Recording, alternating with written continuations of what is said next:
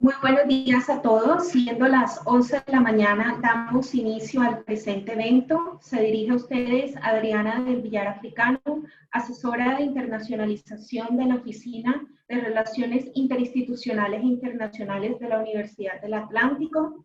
En nombre de su Facultad de Química y Farmacia y la ORI, les damos a todos la más cordial bienvenida a este noveno webinario titulado Nanoclústeres metálicos atómicamente precisos, fronteras en quirilidad y reactividad, el cual ha sido posible gracias al apoyo del Programa de Internacionalización en Casa de la ONU. De igual forma, mediante esta actividad deseamos promover los lazos de cooperación entre la academia en aras de fortalecer las competencias internacionales, interculturales, globales y, por supuesto, digitales de nuestra comunidad. Extendemos un saludo al rector encargado de nuestra alma mater, doctor José Rodolfo Henao Gil, a la doctora Miriam Fontalvo, decana de la Facultad de Química y Farmacia, y a la señora Cecilia Giovanetti, jefe de la Oficina de Relaciones Interinstitucionales e Internacionales. En esta mañana nos complace recibir al doctor investigador italiano Giovanni Salazza, del Departamento de Química Física de la Universidad de Ginebra. A continuación, cedo la palabra al profesor Dr. Fernando Castro Gómez, coordinador misional de investigaciones de la facultad, quien dará unas palabras de bienvenida al doctor Salazza, asimismo moderará el presente espacio. Vale, muy buenos días. Muchas gracias, Adriana, por tu presentación. Bienvenidos todos, estudiantes, profesores, docentes, todos de la facultad y invitados también a nivel nacional e internacional a este último webinar que organiza la Facultad de Química y Farmacia en coordinación pues, con el profesor Samir, quien es coordinador del Comité de Bienestar de Extensión, perdón. En el día de hoy contamos con la presencia virtual del doctor Giovanni Salazza. Giovanni realizó sus estudios de doctorado durante el periodo de junio de 2009 a mayo de 2013 en el Instituto Catalán de Investigaciones Químicas. Esto lo hizo bajo la supervisión del doctor Arian Clay, en donde desarrolló pues, investigaciones sobre muchas áreas interesantes en catálisis. Luego, en diciembre de 2013, Giovanni se mudó a la universidad, se fue a la Universidad de Padua, en Italia, donde empezó a hacer el primer postdoctorado en compañía o bajo la tutoría del profesor Fabrizio Mancini. Luego, en el 2016, Giovanni se trasladó a Suiza, donde en la Universidad de Ginebra hizo su segundo postdoctorado con el doctor Tomás Burgi sobre preparación, propiedades quirópticas y catálisis de metales quirales, nanopartículas y clúster, que básicamente es en lo que va a enfocar pues, la conferencia de hoy. Pues a continuación recibimos al doctor Giovanni con su conferencia titulada Nanoclústeres metálicos atómicamente precisos, fronteras en quiralidad y reactividad. Adelante, Giovanni. Hola, buenos días. ¿Me oís bien? ¿Todo bien? Sí, está muy bien. Hola, muchas gracias. Para mí es un honor poder hoy hablaros en forma virtual. Hubiese preferido estar ahí en persona, por supuesto. Pero doy las gracias a la Facultad de Química y de Farmacia por darme esa ocasión y espero de poder interesaros con la química que hacemos aquí en Ginebra.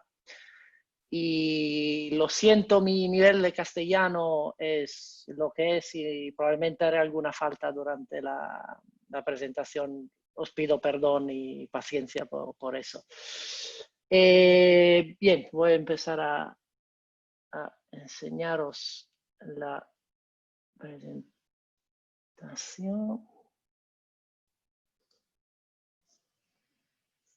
A ver. Perfecto.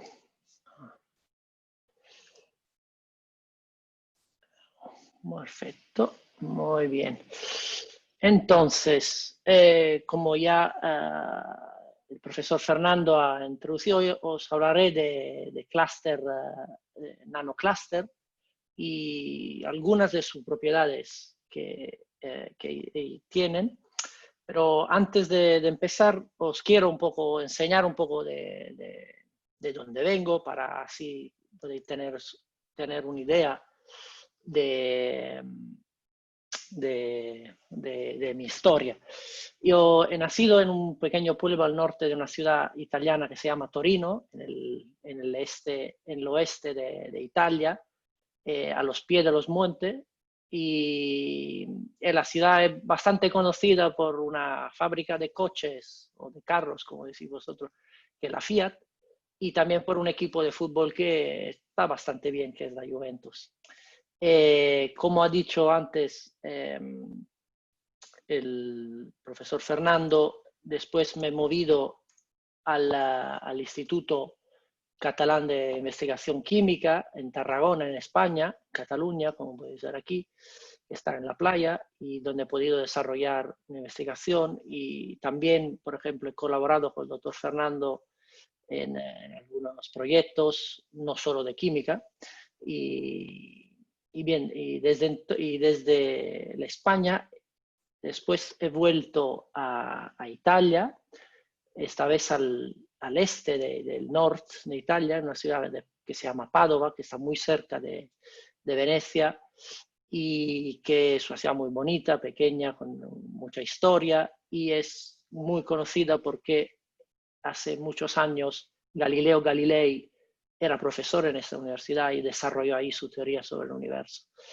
Ahí comencé a trabajar con los nanosistemas metálicos de oro, y desde ahí decidí mudarme a Suiza, en Ginebra, esa pequeña ciudad. A ver si dónde está. Y desde Ginebra, que es una ciudad muy, muy famosa en el lago Lemán, he podido desarrollar mi investigación personal. Bueno, ahora hablamos un poco de ciencia, y eso sí. Hoy os voy a hablar de lo que es un poco de nanotecnología. Como muchos de vosotros probablemente conocen, la nanotecnología, la parte de la ciencia o ingeniería y tecnología que se lleva a la escala de los nanómetros.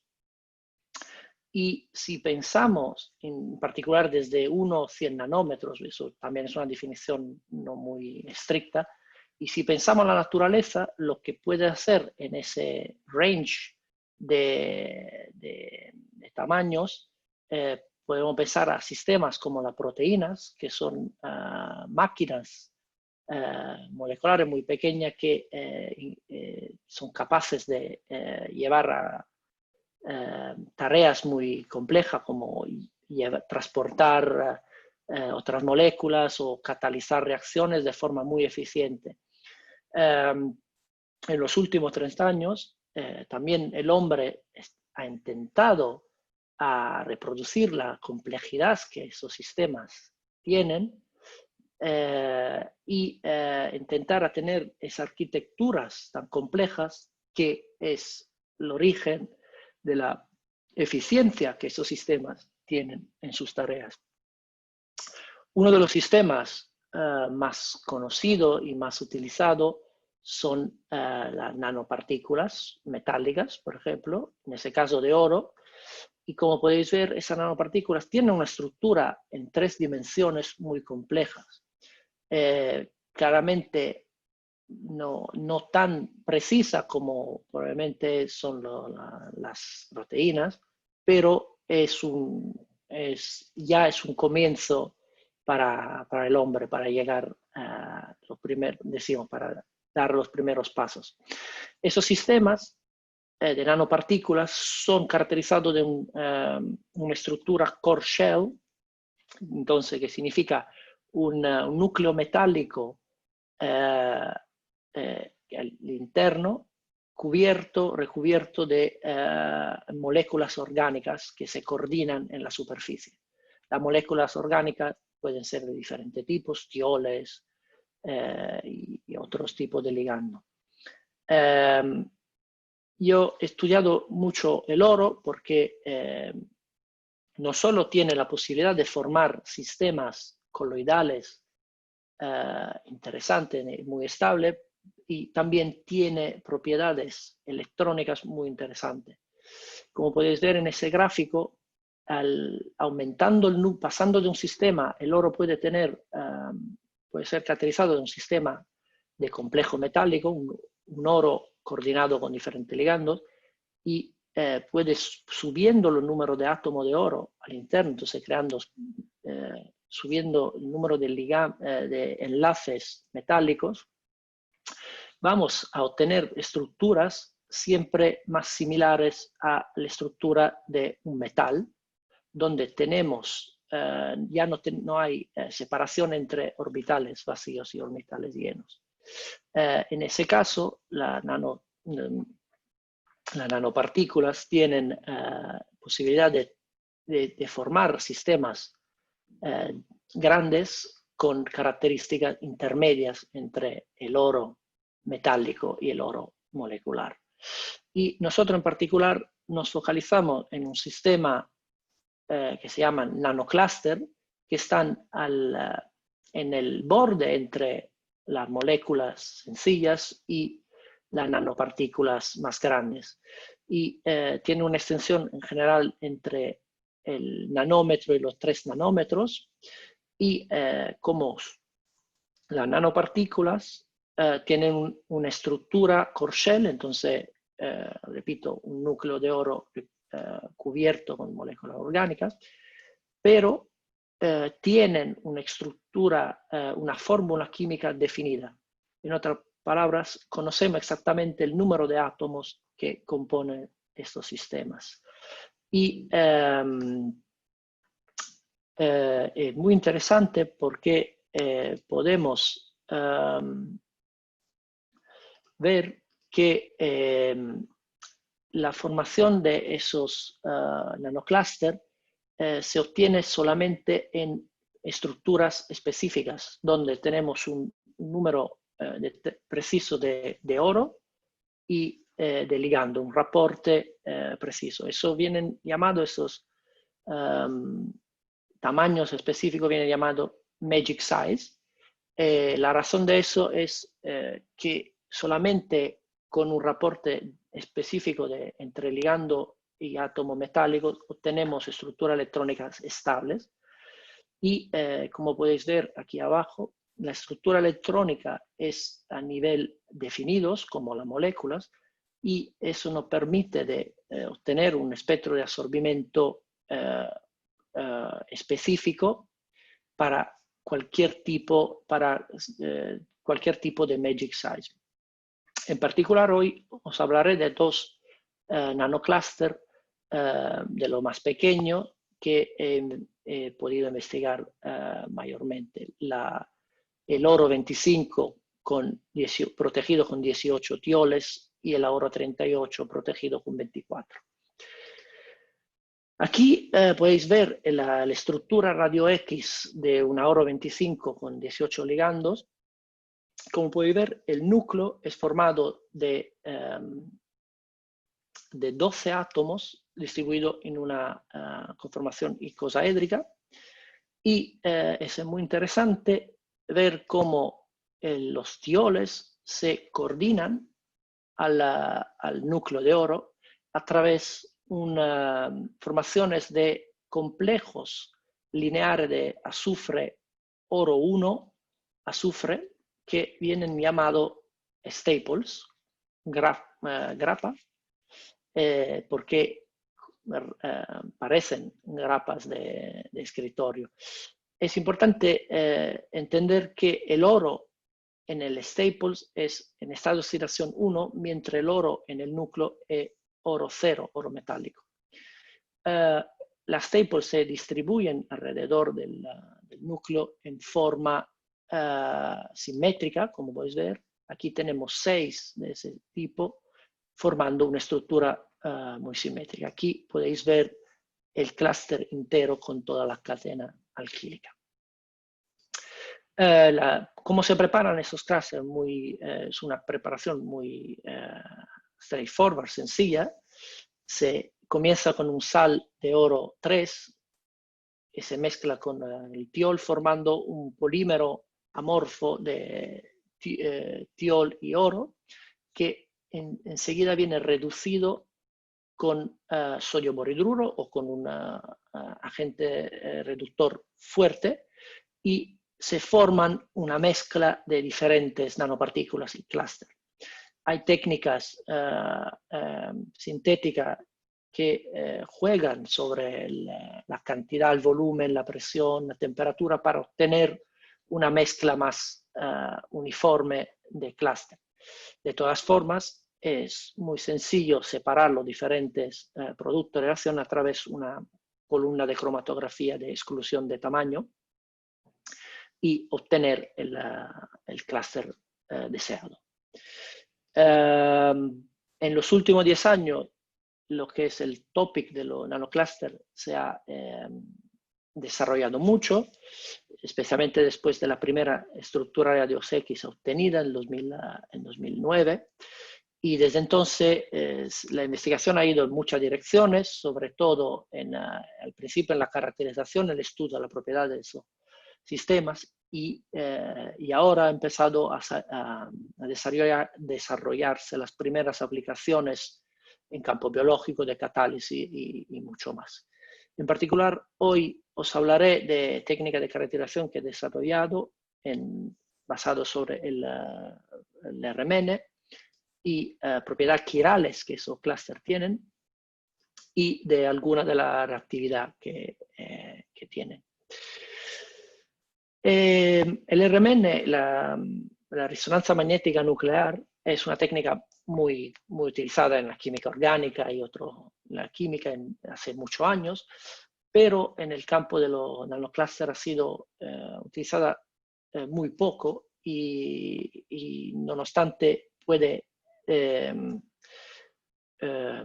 darnos muchas informaciones útiles sobre la estructura y comportamientos dinámicos que esos clústeres tienen. Si nosotros pensamos a un espectro RMN de un protón de una molécula, que en este caso es un tiol, feniletiltiol, como podéis ver, tenemos señales relativas a todos los tipos de protones en nuestra molécula, protones que son magnéticamente equivalentes, dan un solo señal. Y eso es, también para gente que no es muy acostumbrada, es bastante sencillo, es una técnica bastante sencilla e informativa. ¿Qué pasa si la misma molécula la coordinamos a un clúster y le hacemos un espectro RMN? Claramente nuestra molécula será afectada, influenciada por nuestro clúster y en particular para la simetría que ese clúster lleva. Y si cogemos una oro 25 podemos ver que por la su simetría C2 podemos obtener dos sitios de coordinación diferentes que vienen llamados in y out, y los ligandos que se coordinan en el sitio out tendrán un espectro, unos señales diferentes de los que están coordinados en el sitio in, como podéis ver en el espectro aquí. Ese concepto se aplica a todos los clústeres y si, por ejemplo, utilizamos un clúster más complejo como el de oro 102, que lleva 44 ligandos, vemos que ese clúster lleva una simetría mucho más compleja, donde tenemos 22 sitios de coordinación diferentes y entonces tendremos 22 señales diferentes para nuestro ligando, obteniendo un espectro muy complejo.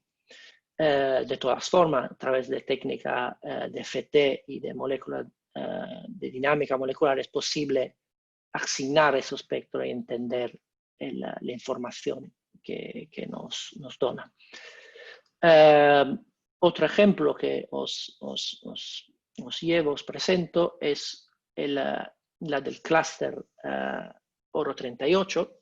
Si, por ejemplo, cogemos ese simple butiltiol, tenemos los 4 señales relativos a los diferentes protones, y si lo conectamos a un clúster de oro 38 que lleva 4 sitios diferentes de coordinación por su simetría, tendremos como veis, un espectro RMN más complejo comparado con el tiol sencillo. Hablando de oro 38, es importante hablar de una propiedad que ese clúster tiene, que es bastante única, es su chiralidad. Aquí veis el núcleo del oro 38, que es dos icosaedros fundidos de 23 átomos, cubierto con 2 tipos de staples. Como voy a ver, un staple que se llama dimérica, entonces con 2 átomos de oro 1, y un tipo monomérico con un solo átomo.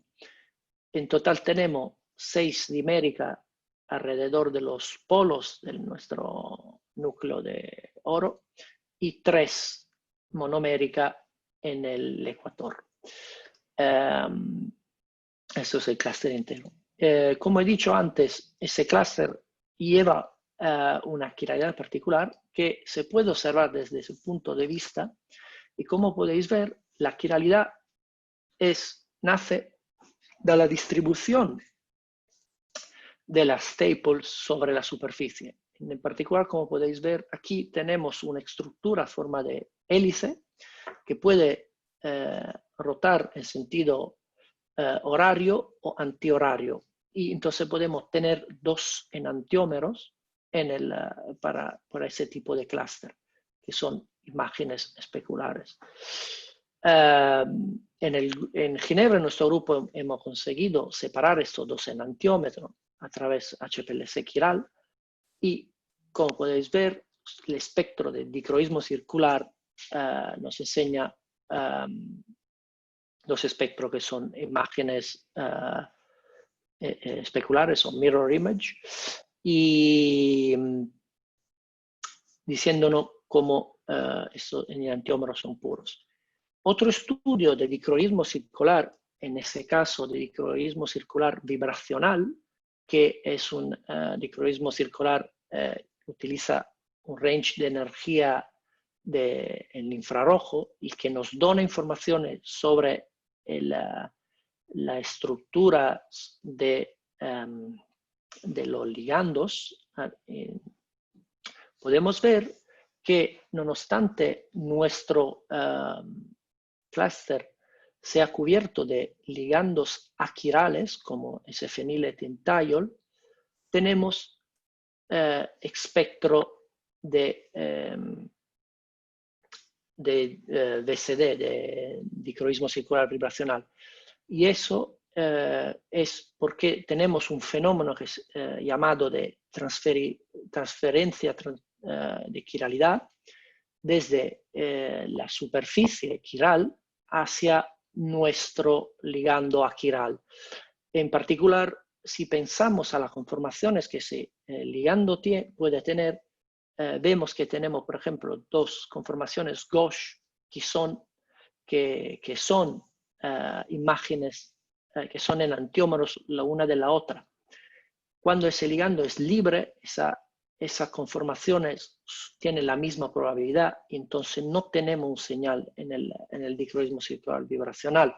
Pero cuando esa molécula se coordina a nuestro clúster, la chiralidad del clúster mismo influencia la probabilidad de una de esas 2 conformaciones, haciéndola más probable, entonces creando un señal. Entonces, interesado por ese fenómeno, decidí estudiar ese fenómeno de chirality transfer, el transferimiento de chiralidad a través del RMN, y utilicé un sistema de oro 38 cubierto, protegido con butiltiol, estudié el fenómeno que en la resonancia en el RMN viene llamado diastereotopicidad, para cuantificar y entender el origen de ese fenómeno. La diastereotopicidad, si pensamos a una molécula cualquiera que lleva, por ejemplo, un grupo CH2, estos dos protones tienen el mismo entorno magnético y entonces al RMN obtenemos una sola señal singular. Cuando estos dos protones están en alfa a un centro quiral, el centro quiral altera el entorno magnético de forma diferente para los dos protones y entonces obtenemos una separación, obtenemos dos señales. El señal de antes se divide en dos y eso viene llamado diastereotopicidad o protones diastereotópicos en ese caso. Cuando estudiamos un clúster quiral como la 38, observamos que tenemos muchos protones diastereotópicos. Entonces, como en el dicroísmo circular vibracional, tenemos también la formación de un señal originado de la transferencia de quiralidad. Es importante decir que la separación de esos señales es mucho mayor comparada a la que se obtiene con un estereocentro normal. Y eso nos dice que la quiralidad de esos clústeres, que es diferente de un centro quiral normal, que es debida a la distribución de los ligandos en un pattern quiral, tiene una influencia mucho mayor en esa espectroscopía. Aquí podéis ver la estructura del clúster que he estudiado y repito, como podéis ver aquí, los cuatro diferentes sitios de coordinación que he coloreado de forma diferente para que se entiendan mejor. Esto es la primera línea es el espectro total del clúster y a través de una secuencia particular, Selective Toxi, he podido sacar el espectro de cada uno de los diferentes sitios de coordinación y como podéis ver tenemos un espectro más sencillo para ver y se observa que en un caso tenemos un espectro muy similar al espectro de una butiltiol libre, mientras en los otros casos vemos la formación de protones diastereotópicos y la diastereotopicidad, o sea, la distancia entre los señales aumenta. Y eso nos dice que la transferencia, la diastereotopicidad cambia según el sitio de coordinación y entonces que la transferencia de quiralidad desde la superficie al tiol, a la cadena alquílica misma, es diferente. Entonces, para entender, antes de poder estudiar en particular el origen de ese fenómeno, a través de técnica RMN como de carbono 13, de relaxation time de carbono 13, de tiempo de relajamiento T1 del carbono 13 y de molecular dynamics, he podido resolver en el espectro RMN de ese clúster y poder asignar a cada una de las cadenas alquílicas su relativo espectro. Y como pues, si estáis interesados al procedimiento, tengo algunas slides luego para las preguntas o os puedo pasar el artículo con mucho, sin problema. Como podéis ver, de todas formas, el espectro que tenía una mayor diastereotopicidad es el que es relativo a la cadena verde, mientras la cadena violeta no lleva ninguna diastereotopicidad. Para entender por qué ese fenómeno sucede, hay que investigar bien la estructura de cada sitio de coordinación y en particular aquí tenemos uno de los sitios y como podéis ver el átomo de azufre, en ese caso, puede ser un potencial sitio estereogénico, centro estereogénico, si el flip, como decir, el movimiento de la cadena alquílica de este lado al otro lado del plano de las staples es prohibido. Entonces, ese movimiento de derecha a izquierda está prohibido. Pero desde cálculos de dinámica molecular y desde datos experimentales, vimos que esta barrera es muy baja y entonces la origen de esa claridad no puede estar en la formación de un estereocentro en el azufre, pero en la formación de, hay que investigarla en el ángulo diedro formado desde el azufre y el carbono en alfa, y en particular la probabilidad de la diferente conformación en ese ángulo diedro nos da la explicación de los diferentes comportamientos observados por los diferentes sitios de coordinación. Aquí tenéis la proyección de Newman de todas las conformaciones posibles para cualquier estereocentro, y aquí debajo tenéis la probabilidad o la porcentaje de probabilidad de todas las conformaciones para todos los 4 tipos de sitios de coordinación. Y como podéis ver, en el caso de la cadena verde, tenemos una mayor probabilidad solo para estas 2 conformaciones. Entonces, la verde, que tenía una diastereotopicidad mayor, como podéis ver, tiene una mayor probabilidad solamente en 2 conformaciones. Entonces, el transferimiento de quiralidad, repito, la superficie quiral induce la cadena verde a estar solamente en esas 2 conformaciones, entonces a tener un comportamiento de quiralidad transiente. Si, por ejemplo, la comparamos con la violeta, vemos que las 6 conformaciones tienen una probabilidad similares, y eso explica por qué la cadena violeta no daba algún señal de estereotopicidad.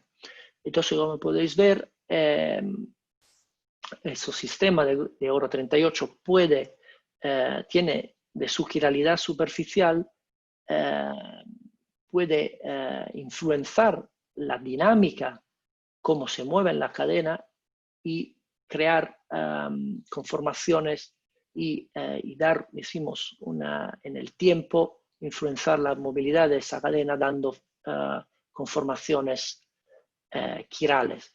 Y eso es para enseñaros que es una característica solamente del oro 38. Aquí reporto os enseño el espectro de una oro 25 con butil, entonces que tiene staples similares, y como podéis ver no hay la presencia de ningún señal de estereotópico. Entonces es fundamental para obtener ese transferimiento de quiralidad, es importante tener una superficie quiral.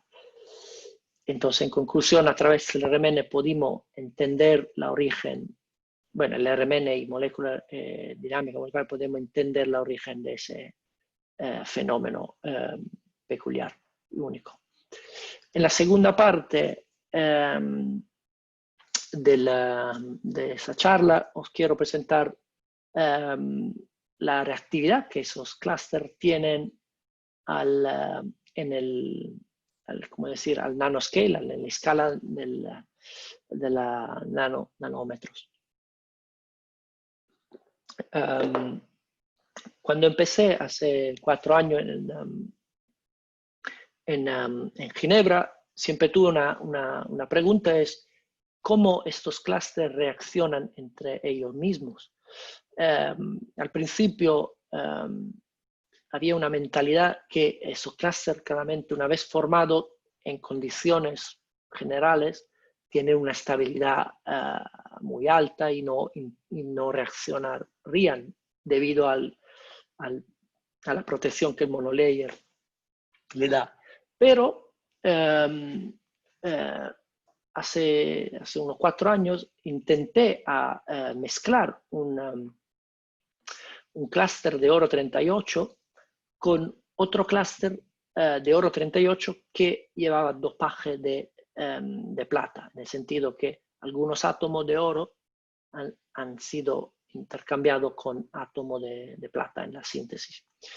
Y lo que he visto es que aquí podéis ver el espectro de masa, donde tenemos en la línea negra el espectro de la oro 38 pura, y aquí en rojo el espectro del clúster dopado al principio. Como veréis, lleva una distribución de átomos de plata. Y una vez mezclado estos dos, solamente en 10 minutos, como podéis ver, la distribución de átomos de plata se ha movido a números más bajos. En otras palabras, la plata ha sido redistribuida entre todos los clústeres. Entonces eso nos dice que estos clústeres, una vez en contacto, mezclado en solución, pueden intercambiar átomos metálicos. Y eso fue bastante, fue bastante una sorpresa para nosotros. Y nos preguntamos qué mecanismo está en la base de esa reacción. Claramente hay dos tipos de mecanismos que pueden pasar, y son el primero, donde tenemos una colisión entre los dos tipos de clúster, y después de la colisión hay un intercambio de átomos de plata, de metal. El otro tipo de mecanismo es un mecanismo donde uno de los clústeres se decompone y deja en solución pequeña especie metálica que van a atacar y sustituir otro clúster.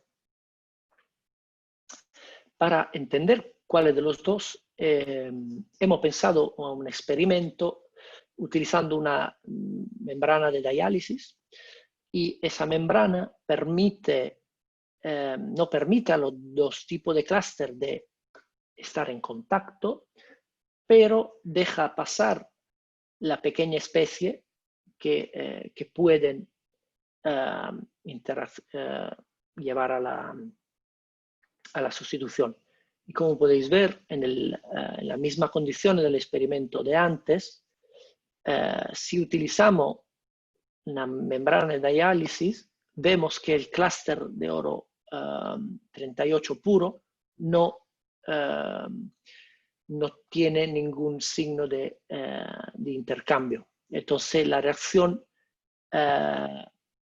puede pasar solamente a través de un mecanismo de colisión entre los clústeres. Entonces me ha hecho pensar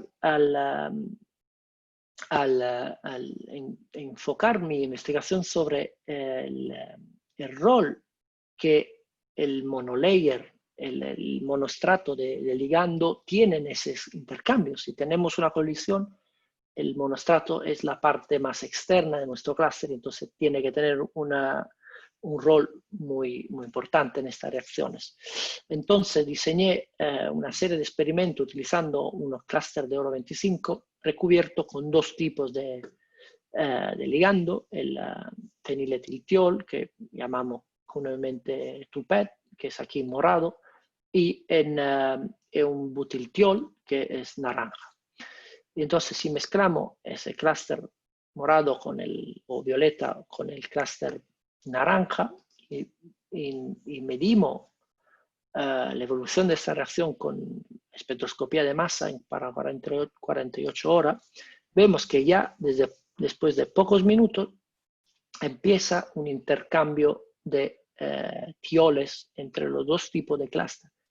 Ya a la hora y media los dos clústeres iniciales ya no están presentes y tenemos una distribución, una formación de clúster que tiene una distribución, que tiene un monoestrato de ligandos mixto. Si no enfocamos la atención sobre la distribución de especies de intercambio, vemos que tenemos una distribución gaussiana con un máximo con un clúster, con la probabilidad máxima de tener un clúster que tiene un monoestrado recubierto con 9 tioles de un tipo y 9 de otro, sabiendo que el Oro 25 tiene 18 sitios de coordinaciones posibles. Entonces eso nos dice que esas reacciones siguen una distribución binomial, entonces una distribución estadística muy precisa.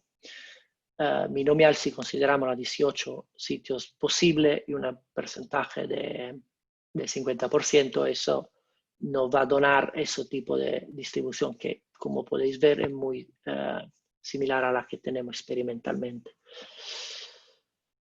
También comprobamos que ese tipo de intercambio del ligando tiene un mecanismo de tipo de colisión, otra vez utilizando un experimento con membrana de diálisis. Como podéis ver, después de 5 días, los dos tipos de clúster no han tenido ningún tipo de reacción de intercambio. Si cambiamos la estequiometría de los dos reactivos, entonces ponemos, por ejemplo,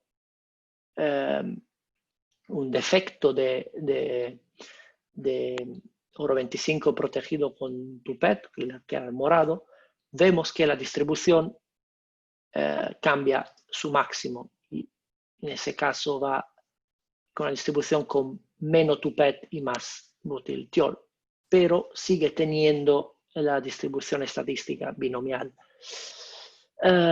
Muy interesante si cogemos esa reacción después que ha pasado y le añadimos la misma cantidad estequiométrica 0,81 de tioles libres, los mismos tioles libres, lo que vemos es que la distribución cambia en el tiempo. Y eso nos dice que claramente en presencia de tioles libres en solución tenemos otra reacción que compite, que es la reacción que viene llamada de intercambio de tioles, que simplemente representada aquí, un tiol en solución puede intercambiar, puede sacar el tiol coordinado. Ese tipo de reacción, que es muy similar a nivel a la que me he enseñado, intercambio entre los clústeres, pero lleva una termodinámica diferente que ahora voy a enseñaros.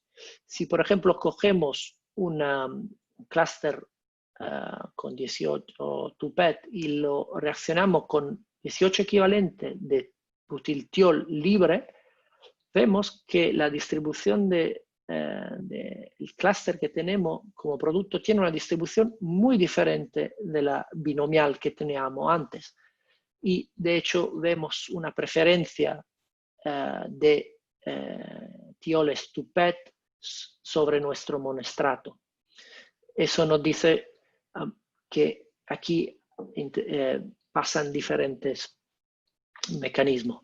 Si hacemos la misma reacción al revés, entonces salimos con un clúster protegido con 18 butilo y lo reaccionamos con un 18 equivalentes de Tupet, vemos que obtenemos la misma distribución de antes, entonces con más Tupet en lugar de butiltiol, pero siempre diferente de la mina binomial. Y eso nos dice que en el caso de reacciones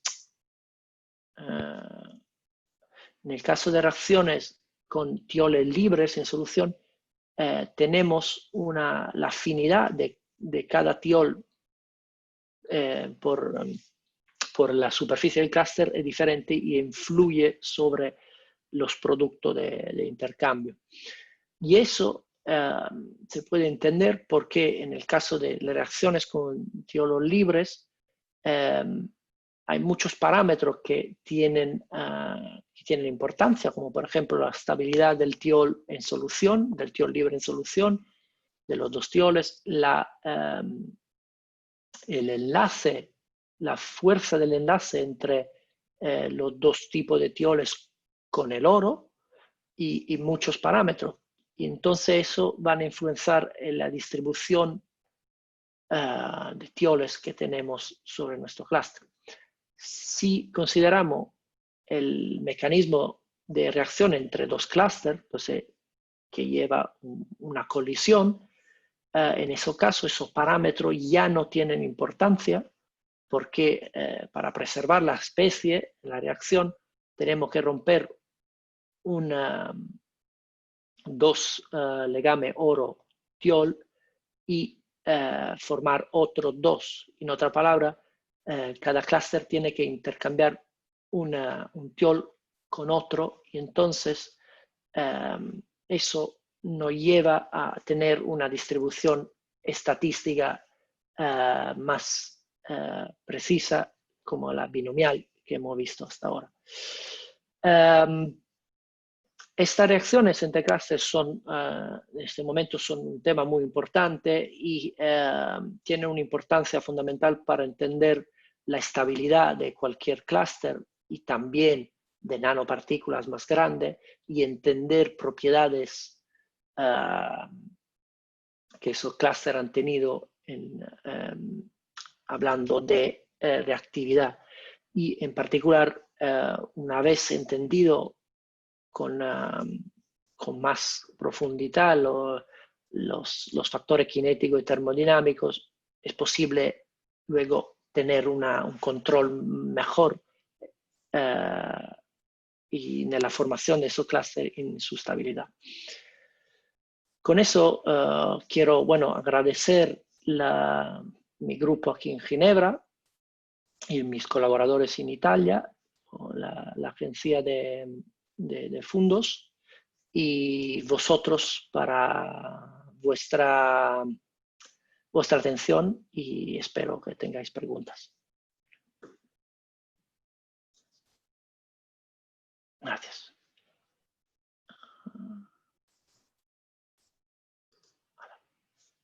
Vale, muy bien. Hola. Hola, ¿qué tal? Muy interesante tu charla, Giovanni, con respecto a todo lo que has hecho, con respecto a cómo mezclas, ¿cierto? O cómo combinas experimentos con teórica, con química teórica o con simulaciones computacionales para poder llegar a una elucidación de tus mecanismos o de la distribución, por ejemplo, de la población de conformeros que tienes allí. Es muy interesante. Entonces, en estos momentos doy la oportunidad a los que están presentes en la sala para que por favor puedan hacer sus preguntas a través del chat y con mucho gusto pues yo se las haré llegar a Giovanni para que él las conteste. ¿Tiene alguien alguna pregunta en el público?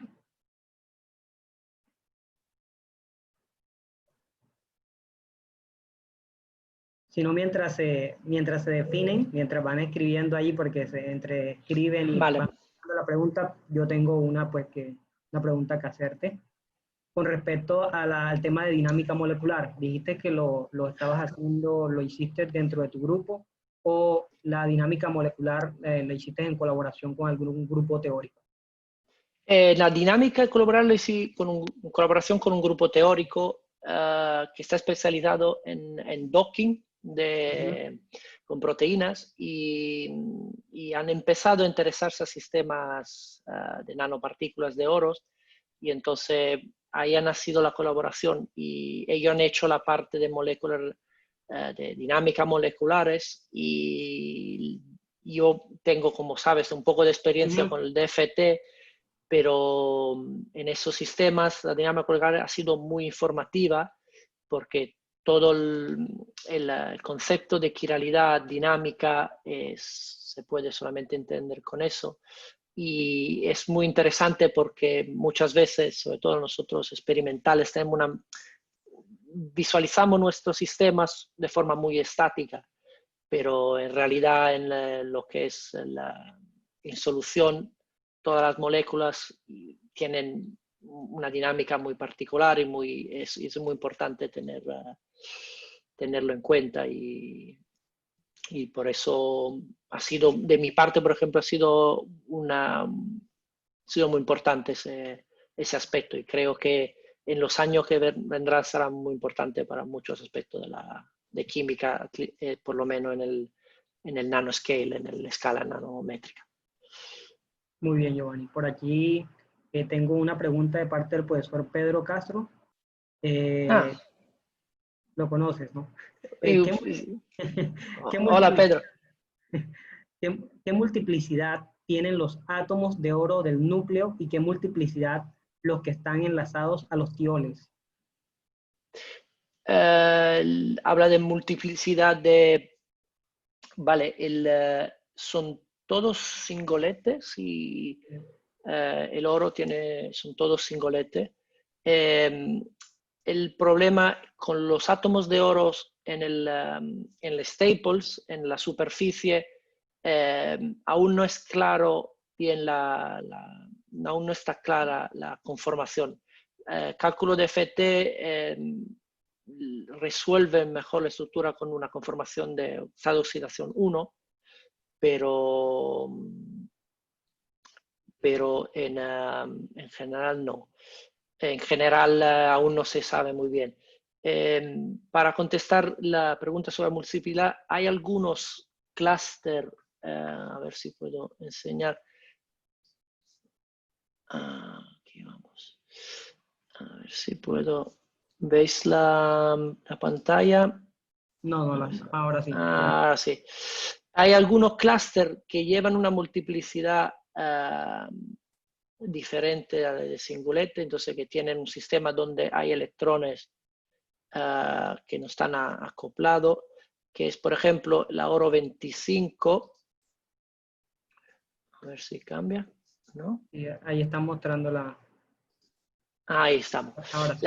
Por ejemplo, la oro 25 en su forma natural tiene una carga negativa, entonces para tener todos los electrones acoplados, pero es posible tener una forma de ese clúster que es cero, entonces pierde un electrón, pero tiene un sistema paramagnético y el electrón, como se dice, desacoplado,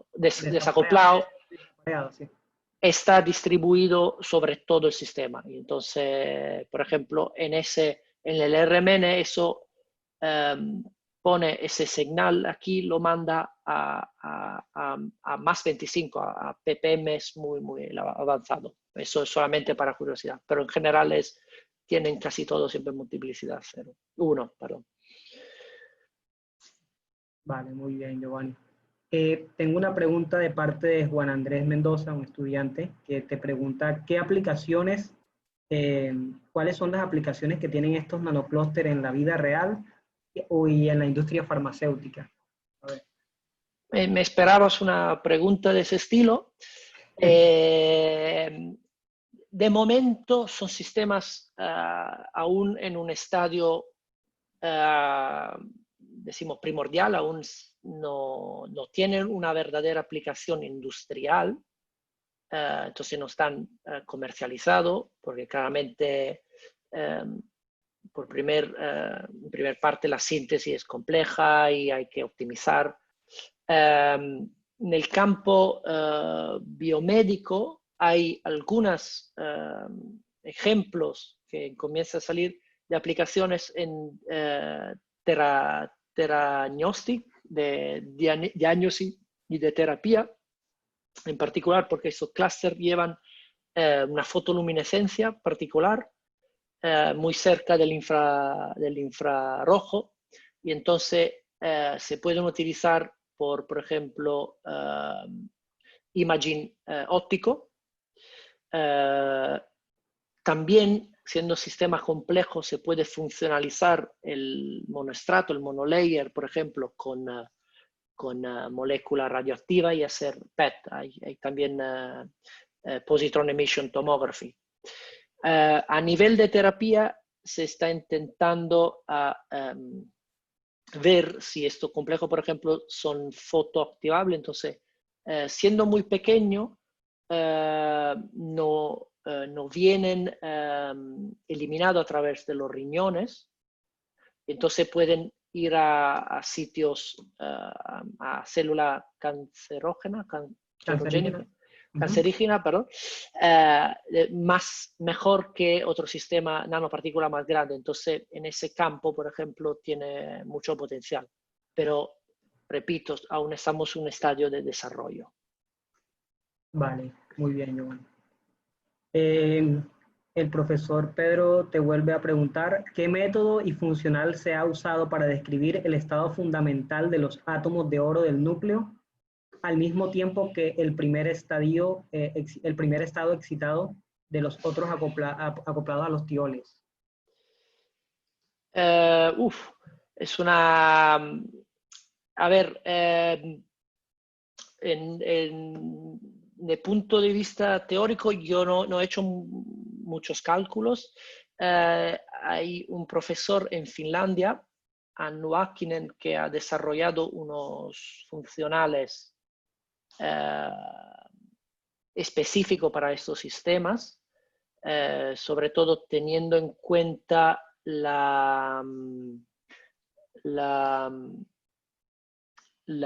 ¿cómo se llama? El efecto relativístico del oro, sobre todo para el estado fundamental. Creo que no hay ningún estudio de estado excitado aún, porque es muy complejo aún. También desde el punto de vista teórico son sistemas muy grandes y el oro es muy difícil de estudiar. Entonces,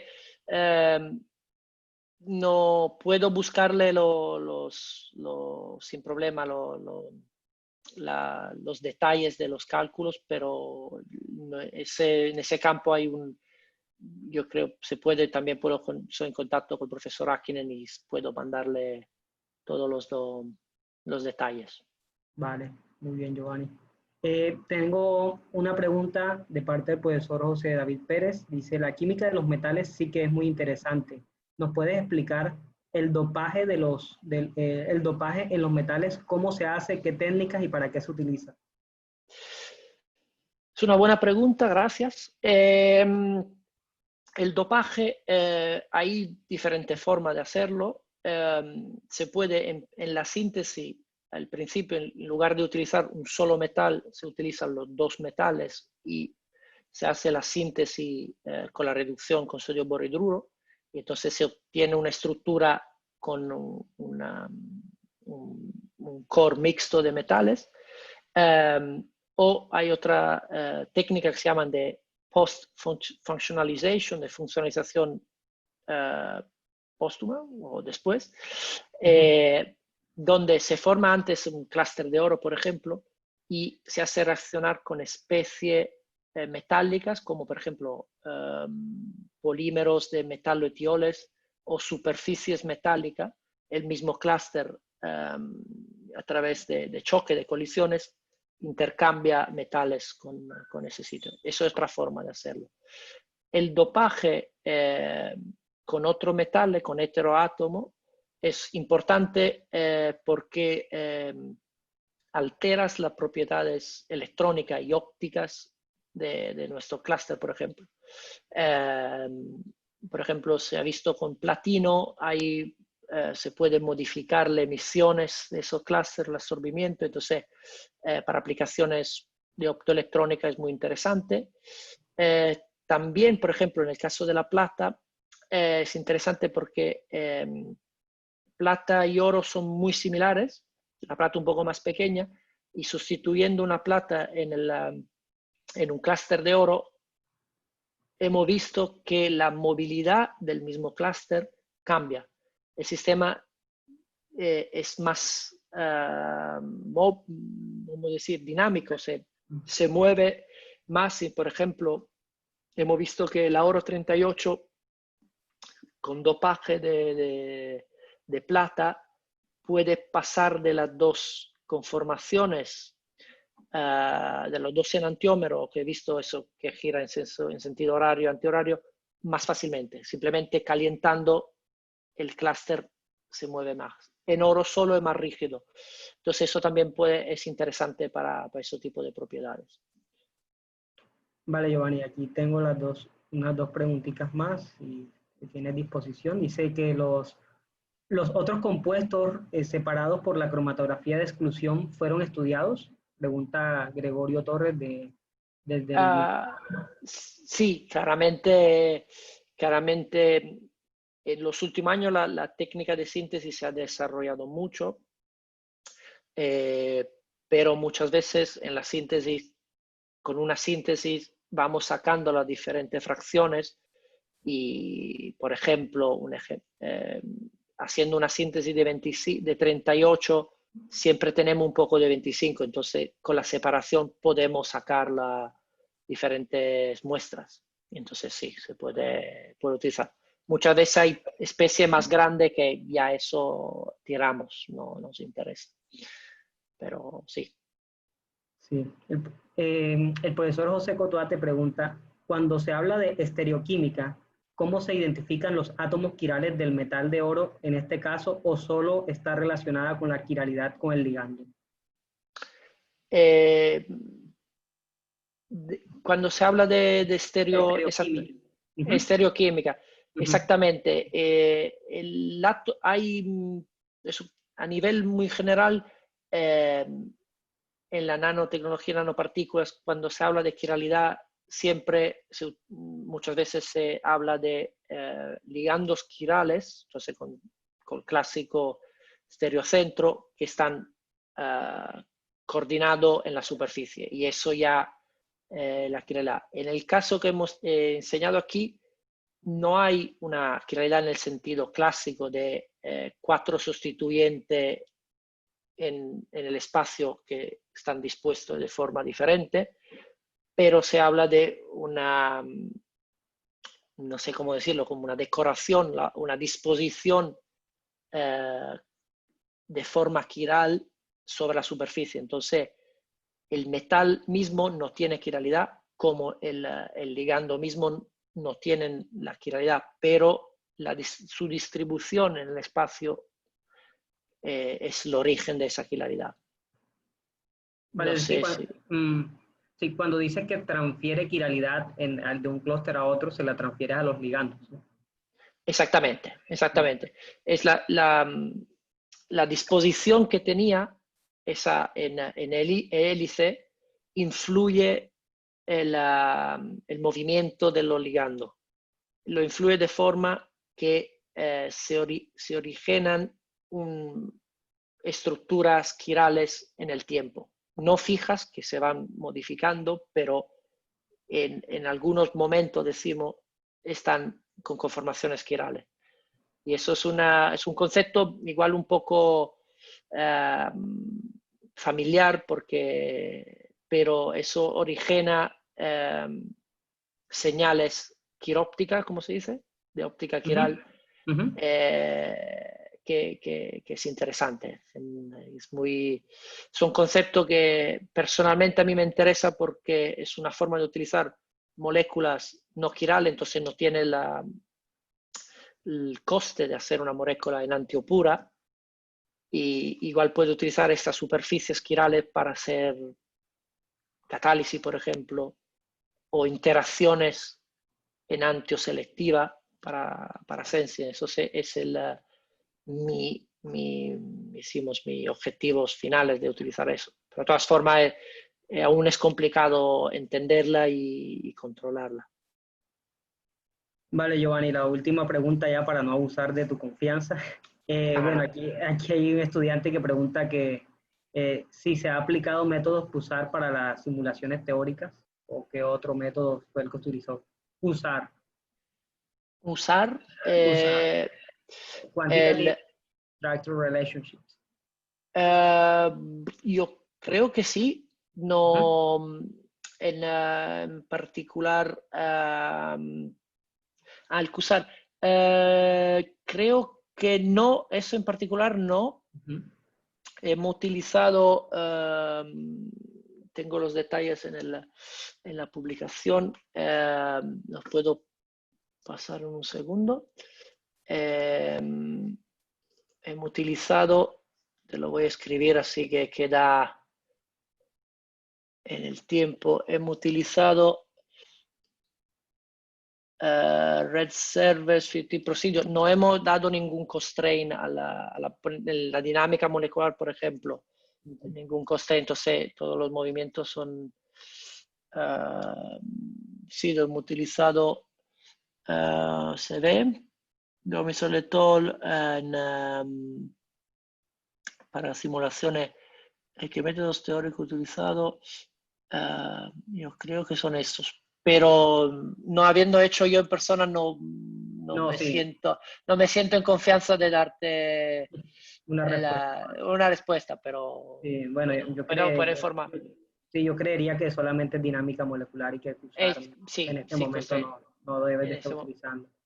Solamente la parte dinámica molecular. El profesor José pregunta que ¿no será más bien ese concepto una variación de la simetría? Me imagino que el concepto de la quiralidad que planteas allí. ¿Y será más bien una variación de la simetría? Es muy interesante como pregunta. La simetría, ¿entiende la simetría de los ligandos o en general de la molécula? Porque bueno, la quiralidad, en ese caso, yo diría que de un lado sí hay una variación en la simetría, pero es una variación temporal. Y entonces, porque al final, si consideramos la variación en el tiempo, la simetría del clúster en general se queda igual.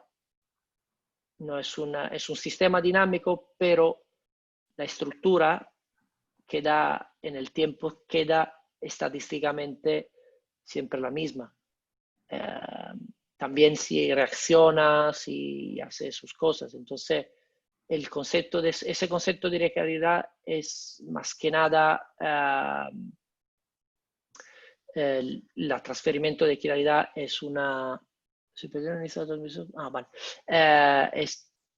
Yo creo, como si he bien entendido la pregunta, yo creo que no, y es más un concepto de probabilidad de conformarnos.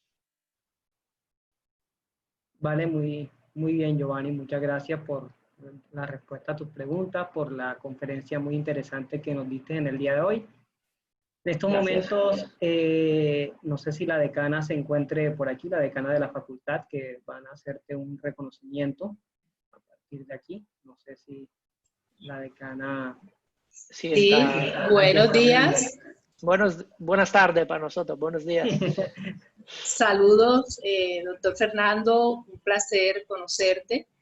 Y nuevamente desde la Facultad de Química y Farmacia te damos las gracias por este gran aporte para la comunidad académica de la Universidad del Atlántico, acá en Barranquilla, Colombia. La verdad es que cuando volvamos a reencontrarnos, pues sería un honor para nosotros que tú vinieses por acá a nuestra querida Barranquilla, a Curramba la Bella, y que además de que te podamos presentar nuestra hermosa ciudad, tú también puedas de manera presencial seguirnos compartiendo tan importantes conocimientos.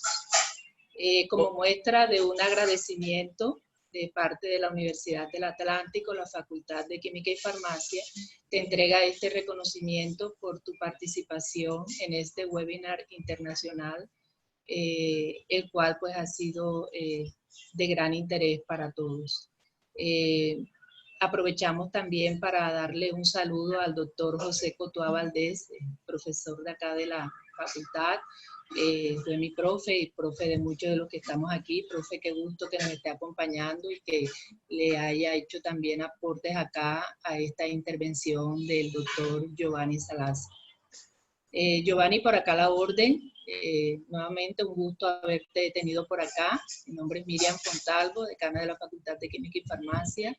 y pues tiene las puertas abiertas acá en Barranquilla. Mucho gusto y espero pronto que si la situación mejore, de poder estar ahí de forma presencial con vosotros, y me encantaría visitar Barranquilla y Colombia también. Amén, amén, que así sea, y ten la plena seguridad que para nosotros también va a ser un gran gusto que puedas estar por acá.